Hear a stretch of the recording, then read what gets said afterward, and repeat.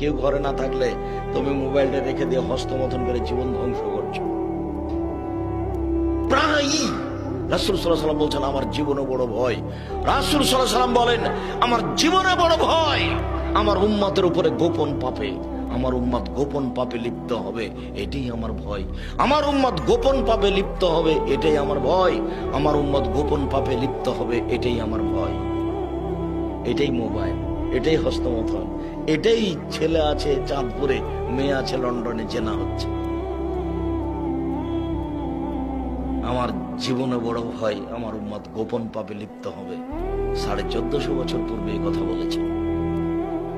পৃথিবীর মানুষ, তোমরা আমাকে ডাকো অতীব গোপনে অতীব বিনয়, অতীব গোপনে অতীব বিনয়। ইজ না দ্বারা বহুনে দান খাফিয়া, যখন জাকারিয়া আলাইহিস সালাম তার প্রতিপালক